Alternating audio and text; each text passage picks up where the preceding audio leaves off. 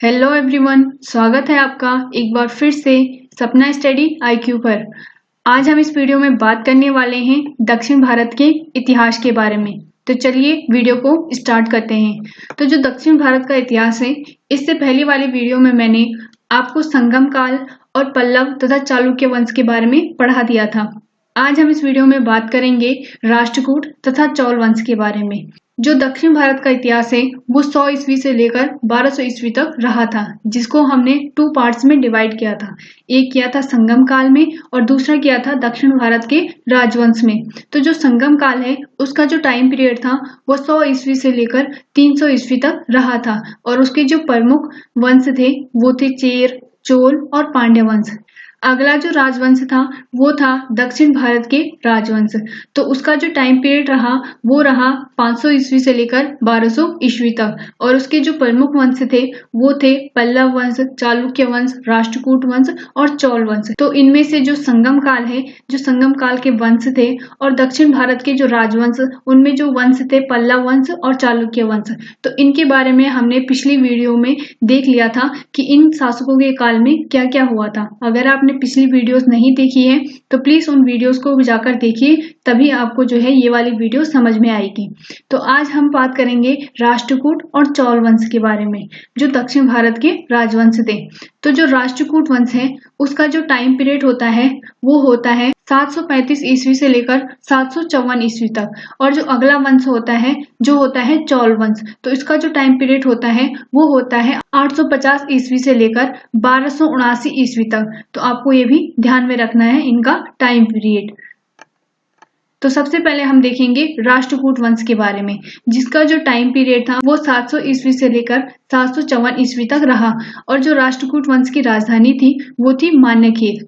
राष्ट्रकूट वंश के जो प्रमुख शासक थे उनमें प्रमुख थे कृष्ण प्रथम, ध्रुव प्रथम, गोविंद तृतीय, अमोध्यवर्ध और था कृष्ण तृतीय। तो ये राष्ट्रकूट वंश के प्रमुख शासक थे। राष्ट्रकूट वंश की जो स्थापना की थी वो की थी दंतिदुर्ग ने। जो दंतिदुर्ग था वो चालुक्य राजाओं के अधीन एक सामंत था, लेकिन उसने क्या किया, आगे चलकर जो वातापी के चालुक्य थे उनका जो अंतिम शासक था कीर्तिवर्मन द्वितीय, उस पर आक्रमण किया और कीर्तिवर्मन द्वितीय को परास्त कर दिया। और उसी के बाद से दंतिदुर्ग ने राष्ट्रकूट वंश की स्थापना की। तो क्वेश्चन बन सकता है कि राष्ट्रकूट वंश की स्थापना किसने की थी, तो वो की थी दंतिदुर्ग ने। और इसने चालुक्य नरेश कीर्तिवर्मन द्वितीय को हरा राष्ट्रकूट वंश की स्थापना की थी। अगला जो इम्पोर्टेंट पॉइंट है वो ये है कि जो राष्ट्रकूट वंश था वो शैव धर्म, वैष्णव धर्म, शाक्त संप्रदायों के साथ साथ जैन धर्म के भी उपासक थे। यानी कि इस वंश के जो शासक थे वो शैव धर्म को, वैष्णव धर्म को, शाक्त संप्रदायों को और जैन धर्म के भी उपासक देखे गए हैं। अगला है जो राष्ट्रकूट के जो शासक थे उन्होंने अपने राज्यों में जो मुसलमान व्यापारी थे उनको बसने और उनको व्यापार करने तथा इस्लाम धर्म का प्रचार प्रसार करने की स्वीकृति प्रदान की थी। तो क्वेश्चन बन सकता है कि दक्षिण भारत का ऐसा कौन सा राजवंश था जिसने मुसलमान व्यापारियों को यहाँ बसने तथा यहाँ व्यापार करने और इस्लाम धर्म का प्रचार करने की स्वीकृति दी थी। तो वो क्या था, राष्ट्रकूट वंश के राजाओं ने। अगला है जो एलोरा तथा एलिफेंटा की गुफाएं हैं उनका निर्माण भी राष्ट्रकूटों ने किया था। और जो एलोरा की गुफाएं हैं उनकी जो टोटल संख्या है वो 34 है।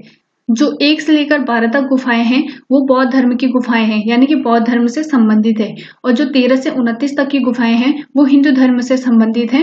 और जो 30 से 34 तक की गुफाएं हैं वो जैन धर्म से संबंधित है।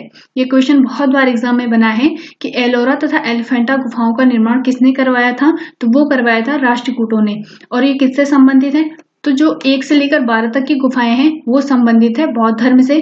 और जो 13 से 29 तक की गुफाएं हैं वो संबंधित है हिंदू धर्म से। और 30 से लेकर 34 तक की गुफाएं जैन धर्म से संबंधित है। और इनकी जो टोटल संख्या है एलोरा गुफाओं की वो है 34। तो ये भी आपको ध्यान में रखना है।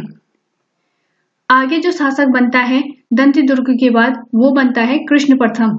तो राष्ट्रकूट वंश का जो द्वितीय शासक था वो था कृष्ण प्रथम।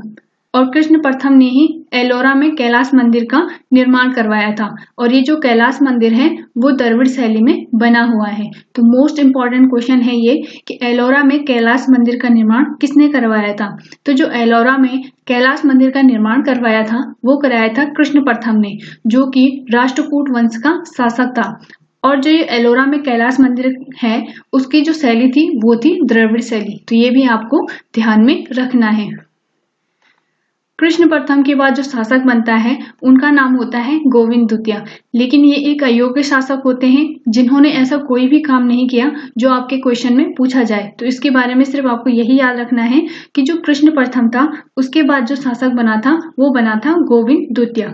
अगला है ध्रुव। तो ध्रुव जो है गोविंद द्वितीय के बाद शासक बना था 780 ईस्वी में, और इसने क्या किया था, उत्तर भारत में अपने सफल अभियानों के उपरांत ध्रुव ने क्या किया था, गंगा यमुना के प्रतीक चिन्हों को अपना राज्य चिन्ह बना दिया था। तो क्वेश्चन बन सकता है कि राष्ट्रकूट वंश के किस शासक ने गंगा यमुना के प्रतीक चिन्ह को अपना राज्य चिन्ह बनाया था, तो वो बनाया था ध्रुव ने। अगला है ध्रुव ऐसा प्रथम शासक था जिसने कन्नौज पर अधिकार करने के लिए त्रिपक्षीय संघर्ष में भाग लिया, और इसने प्रतिहार नरेश वत्सराज को झांसी में और पाल नरेश धर्मपाल को गंगा यमुना के दोआब के पास पराजित किया था। तो इसने क्या किया था, जो कन्नौज पर अधिकार करने के लिए इसने त्रिपक्षीय संघर्ष में भाग लिया, और इसने वत्सराज को भी हराया था, और धर्मपाल जो कि पाल वंश का शासक था धर्मपाल, उसको भी गंगा यमुना के दोआब पर इसने पराजित किया था ध्रुव ने। अगला है जो ध्रुव था उसको धारावर्ष के नाम से भी जाना जाता है। तो ये भी मोस्ट इंपॉर्टेंट है कि जो राष्ट्रकूट वंश का शासक था ध्रुव, उसको धारावर्ष के नाम से भी जाना जाता है। आगे जो ध्रुव के बाद शासक बनते हैं वो बनते हैं गोविंद तृतीय। तो जो गोविंद तृतीय था वो राष्ट्रकूट वंश का एक प्रतापी शासक था जिसने पल्लव, पांड्य, केरल, प्रतिहार तथा गंग शासकों को पराजित किया था, और इसने त्रिपक्षीय संघर्ष में भाग लेकर जो धर्मपाल है और प्रतिहार वंश के शासक नागभट्ट द्वितीय को भी इसने पराजित किया था। तो ये भी इंपॉर्टेंट है, ये भी आपको ध्यान में रखना है। उसके बाद जो शासक बनते हैं वो बनते हैं अमोघवर्ष। तो अमोघवर्ष जो है गोविंद तृतीय का ही पुत्र था, और अमोघवर्ष को राष्ट्रकूट वंश का एक महान शासक माना जाता है जो जैन धर्म का अनुयायी था, और इनके गुरु का नाम था जैन आचार्य जिनसेन। तो आपको क्वेश्चन बन सकता है कि राष्ट्रकूट वंश का ऐसा कौन सा शासक था जो जैन धर्म का अनुयायी था, तो वो था अमोघवर्ष, और इनके गुरु का नाम था जैन आचार्य जिनसेन। और अमोघवर्ष ने ही कन्नड़ भाषा में एक काव्य ग्रंथ की रचना की थी जिसका नाम था कविराज मार्ग। तो ये भी मोस्ट इंपॉर्टेंट है कि राष्ट्रकूट वंश का जो शासक था अमोघवर्ष, उसने जो है कन्नड़ भाषा में एक काव्य ग्रंथ की रचना की थी जिसका नाम था कविराज मार्ग। अगला है जो अमोघवर्ष था उसने तुंगभद्रा नदी में अपनी समाधि ली थी और अपने प्राणों का त्याग कर दिया था। तो ये भी मोस्ट इंपॉर्टेंट है कि राष्ट्रकूट वंश का ऐसा कौन सा शासक है जिसने तुंगभद्रा नदी में समाधि ली थी, तो वो था अमोघवर्ष। अगला जो शासक आता है वो आता है कृष्ण तृतीय। तो कृष्ण तृतीय भी एक महान शासक था, और यह जो है राष्ट्रकूट वंश का अंतिम महान शासक था, यानी कि अंतिम नहीं था लेकिन महान जो शासकों में से जो महान शासक था वो अंतिम कृष्ण तृतीय ही था। और इसने जो है अकाल वर्ष की उपाधि ली थी, और राजा बनते ही इसने कांची तथा तंजौर में विजय अभियान चलाकर उन्हें जीत लिया, यानी कि कांची तथा तंजौर क्षेत्र को इसने विजिट किया था। और अकाल वर्ष की उपाधि किसने ली थी, वो भी कृष्ण तृतीय ने ही ली थी। और कृष्ण तृतीय के दरबार में एक कन्नड़ भाषाई कवि रहता था जिसका नाम था पोत्र। तो जो पोत्र कवि थे उन्होंने जो है शांति पुराण नामक ग्रंथ की रचना की थी। तो ये भी क्वेश्चन बन सकता है, इसको भी आपको ध्यान में रखना है कि जो कृष्ण तृतीय थे उनके दरबार में एक कन्नड़ भाषाई कवि रहते थे जिनका नाम था पोत्र, और इन्होंने किसकी रचना की थी, शांति पुराण की रचना की थी।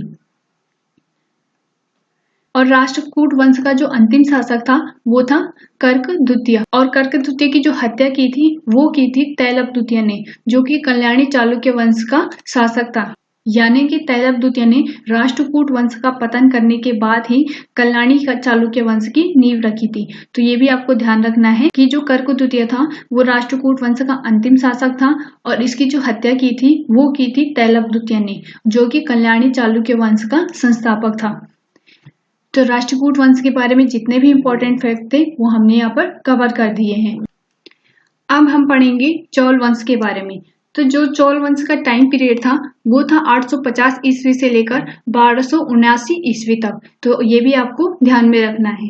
जो चोल वंश था वो पहले भी शासन कर चुका था, लेकिन तीसरी शताब्दी में आकर उसका जो है पतन हो जाता है।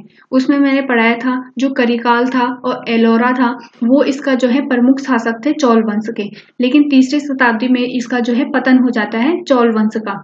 फिर आगे चलकर जो 9वीं शताब्दी आती है उसमें चोल वंश का दोबारा से उदय होता है और फिर से जो है चोल वंश अपनी सत्ता स्थापित करता है। तो जो 9वीं शताब्दी में जो चोल वंश का उदय हुआ था वो हम इस वीडियो में देखेंगे, और जो 3री शताब्दी से पहले जो चोल वंश का उदय हुआ था वो मैंने पिछली वीडियो यानी कि संगम काल में आपको पढ़ा दिया था। तो जिसने भी वो वीडियो नहीं देखी है उसको आप देख लेना। अब हम देखेंगे इसमें चोल वंश के प्रमुख शासक। तो जो चोल वंश के प्रमुख शासक हैं उनमें है विजयलय, परातक प्रथम, राजराज प्रथम और राजेंद्र प्रथम। आगे हैं जो चोल वंश की राजधानी थी वो 9वीं शताब्दी में तंजौर या तांजय नामक स्थान पर थी। तो आपको याद रखना है कि 9वीं शताब्दी में जो चोल वंश आया था उसकी राजधानी थी तंजौर या तांजय, और जो तंजौर का वास्तुकार था उसका नाम था कुजरमलन राजराज पेरुचंद। तो आपको ये भी याद रखना है कि जो तंजौर जो कि चोल वंश की राजधानी थी उसका जो वास्तुकार था यानी कि निर्माण करता था वो था कुंजरमलन राजराज पेरुचंद। तो आपको ये भी ध्यान में रखना है। तो जो चोल वंश था उसमें उपासक थे। तो जो उपासक थे वो 2 प्रकार के थे। एक तो थे विष्णु उपासक जिनको कहा जाता था अलवार, और एक थे शिव के उपासक यानी कि शिव भगवान के उपासक, तो उनको कहा जाता था नयनार। तो आपको ये भी याद रखना है कि चोल वंश में 2 प्रकार के उपासक पाए गए। एक थे विष्णु के उपासक जिनको अलवार कहा जाता था, और दूसरे थे शैव के उपासक जिनको नयनार कहा जाता था। और जो चोल वंश के शासक थे उनमें जो अधिकतर शासक पाए गए वो शैव धर्म के ही अनुयायी थे। आगे हम देखेंगे जो चोल वंश में सोने के सिक्के प्राप्त हुए उनको कांसु कहा जाता था। तो ये भी मोस्ट इंपॉर्टेंट है कि जो चोल वंश के सोने के सिक्के हैं उनको क्या कहा जाता था, तो उनको कहा जाता था कांसु। अगला है जो चोल वंश के राजा होते थे वो अपने ही टाइम पीरियड यानी कि अपने ही शासनकाल के दौरान अपना उत्तराधिकारी घोषित कर देते थे, यानी कि मरने के बाद जनता या फिर कोई परिवार का सदस्य जो है उत्तराधिकारी घोषित नहीं करता था, बल्कि शासन करने के दौरान ही जो राजा होता था वो अपना उत्तराधिकारी घोषित कर देता था। अब हम पढ़ेंगे चोल वंश के प्रमुख शासकों के बारे में। तो चोल वंश का जो प्रथम शासक था वो था विजयलय। इन्होंने 9वीं शताब्दी में चोल वंश की स्थापना की थी, यानी कि जो चोल वंश का संस्थापक था 9वीं शताब्दी में वो था विजयलय, तथा तंजौर को जीतकर इन्होंने उसे अपनी राजधानी बना दिया था, यानी कि जो चोल वंश की राजधानी थी वो थी तंजौर। अगला है जो विजयलय था उन्होंने नरकेसरी की उपाधि धारण की थी। तो ये भी मोस्ट इंपॉर्टेंट है, जो विजयलय था उसने नरकेसरी की उपाधि धारण की थी। अगला है आदित्य प्रथम। तो चोलों का जो स्वतंत्र राज्य की स्थापना की थी ना वो की थी आदित्य प्रथम ने, और पल्लवों पर विजय के उपरांत आदित्य प्रथम ने जो है कोदंडराम की उपाधि धारण की थी। तो इससे आपको 2 ही इंपॉर्टेंट फैक्ट याद रखने हैं आदित्य प्रथम से, कि जो चोल वंश की स्वतंत्र स्थापना की थी वो की थी आदित्य प्रथम ने, और पल्लवों पर विजय के उपरांत जो आदित्य प्रथम था उन्होंने कोदंडराम की उपाधि धारण की थी। अगला जो महत्वपूर्ण शासक आता है वो आता है प्रांतक प्रथम। तो जो प्रांतक प्रथम था तो उनके शासन काल में राष्ट्रकूट शासक कृष्ण तृतीय ने आक्रमण किया था, और जो ये युद्ध हुआ था जो कि प्रांतक प्रथम और राष्ट्रकूट शासक कृष्ण तृतीय के बीच में हुआ था, तो इस युद्ध को कहा गया तपोलम। तो आपको याद रखना है जो प्रांतक प्रथम और राष्ट्रकूट शासक कृष्ण तृतीय के बीच जो युद्ध हुआ था उसको तपोलम कहा गया। और इसमें जो प्रांतक प्रथम था जो कि एक चोल शासक था उसकी पराजय हुई थी, और इसी युद्ध में जो प्रांतक प्रथम है उसका जो बड़ा पुत्र था राजादित्य उसको भी मारा गया था। तो ये भी आपको ध्यान में रखना है। अगला है जो प्रांतक प्रथम था उसने पांड्य शासक राज सिंह को पराजित करके मदुरै कोट की उपाधि धारण की थी। तो आपको क्वेश्चन बन सकता है कि ऐसा कौन सा चोल शासक था जिसने राज सिंह यानी कि पांड्य शासक राज सिंह को पराजित करके मदुरै कोट की उपाधि धारण की थी, तो वो था प्रांतक प्रथम। अगला जो महत्वपूर्ण शासक आता है प्रांतक प्रथम के बाद वो आता है राजराज प्रथम, और ये जो है एक महान शासक था जो कि शैव धर्म का अनुयायी था। तो आपको ये भी ध्यान रखना है कि जो राजराज प्रथम था चोल वंश का शासक वो शैव धर्म का अनुयायी था, और इसने श्रीलंका पर आक्रमण करके उसके उत्तरी हिस्से पर विजय प्राप्त की थी, तथा उन क्षेत्रों को चोल साम्राज्य में मिलाकर मुंडी चोल मंडल नामक एक नए प्रांत का निर्माण किया था। यानी कि इसने श्रीलंका क्षेत्र पर आक्रमण किया और उसका उत्तरी क्षेत्र यानी कि श्रीलंका का उत्तरी क्षेत्र विजित कर लिया, और उन क्षेत्रों को जो है अपने साम्राज्य में मिला लिया। और उनका नाम क्या रखा गया, उस प्रांत का नाम क्या रखा गया जिसमें उसने श्रीलंका वाला क्षेत्र जीता था, उस प्रांत का नाम उसने रख दिया मुंडी चोल मंडल। तो ये भी इंपॉर्टेंट है, ये भी आपको ध्यान रखना है। और जो तंजौर का प्रसिद्ध वृद्धेश्वर मंदिर है उसका निर्माण भी राजराज प्रथम ने ही करवाया था। तो ये मोस्ट इंपोर्टेंट है कि तंजौर के वृद्धेश्वर मंदिर का निर्माण किसने करवाया था, तो वो करवाया था राजराज प्रथम ने। अगला जो शासक आता है वो आता है राजेंद्र प्रथम। तो राजेंद्र प्रथम ने संपूर्ण श्रीलंका को जीतकर अपने राज्य में मिला दिया था। यानी कि जो राजराज प्रथम था उसने तो सिर्फ श्रीलंका के उत्तरी भाग को जीता था, लेकिन जो राजेंद्र प्रथम है उसने संपूर्ण श्रीलंका को जीतकर अपने साम्राज्य में मिला दिया था। और इसके समय ही जो चोल धर्म है उसका सर्वाधिक विस्तार हुआ था, क्योंकि इसने पूरा श्रीलंका वाला क्षेत्र भी जीत लिया था और दक्षिण भारत भी इसके अंडर में था। तो इसी टाइम पे जो है चोल धर्म का सर्वाधिक विस्तार हुआ था राजेंद्र प्रथम के टाइम पे। अगला है जो राजेंद्र प्रथम था उसने गंगेकोट चोलपुरम नामक स्थान को अपनी राजधानी बनाया था। तो ये भी इम्पोर्टेंट है कि जो राजेंद्र प्रथम था जो कि चोल वंश का शासक था उसने गंगेकोट चोलपुरम को अपनी राजधानी बनाया था। अगला है राजेंद्र प्रथम ने सुमात्रा जो कि इंडोनेशिया क्षेत्र में पड़ता है पर आक्रमण किया और वहां के शासक शैलेंद्र को पराजित किया। तो ये भी इम्पोर्टेंट है, ये भी आपको ध्यान में रखना है। अगला है जो चोल वंश का अंतिम शासक था वो था राजेंद्र तृतीय, जिसके बाद कोई भी योग्य शासक नहीं हुआ और इसके बाद क्या हुआ, जो चोल वंश है उसका पतन हो गया था। अगला है जो चोल वंश का सबसे महत्वपूर्ण बंदरगाह था वो था कावेरी पत्तनम। तो ये भी आपको याद रखना है। आपको इसमें से इम्पोर्टेंट फैक्ट याद रखने हैं कि जो चोल वंश का अंतिम शासक था वो तो राजेंद्र तृतीय था और उसके समय कोई भी योग्य शासक नहीं आया, जिसके कारण चोल वंश का पतन हो जाता है। और जो चोल वंश का सबसे महत्वपूर्ण बंदरगाह था वो था कावेरी पत्तनम। अगला है जो चोल कालीन नटराज प्रतिमा है वो चोल कला की सांस्कृतिक शास्त्र का निचोड़ है। यानी कि सांस्कृतिक सार और निचोड़ किसे कहा जाता है, चोल कला का, वो कहा जाता है नटराज प्रतिमा को। यानी कि चोल काल में जो नटराज प्रतिमा बनी थी उसमें जो चोल कला को दिखाया गया है वो पूरी कला का निचोड़ है। यानी कि जो सबसे उत्कृष्ट कला थी वो नटराज प्रतिमा की ही थी चोल काल में। अगला है चोल काल में कलजू सोने के सिक्के थे। तो ये भी याद रखना है कि जो कलजू सोने के सिक्के प्राप्त हुए वो मिले चोल काल में। तो जितना भी इम्पोर्टेंट फैक्ट था चोल और राष्ट्रकूट के बारे में वो सारा हमने इस वीडियो में कवर किया और जितना भी क्वेश्चन बनता है एग्जाम में वो सारे के सारे इस वीडियो में हमने कवर किए। तो आई होप आपको वीडियो अच्छा लगा हो। अगर वीडियो अच्छा लगा हो और चैनल पे आप नए हो तो प्लीज चैनल को सब्सक्राइब और वीडियो को लाइक शेयर जरूर कीजिए। आज के लिए बस इतना ही। Thank you so much everyone. Thank you.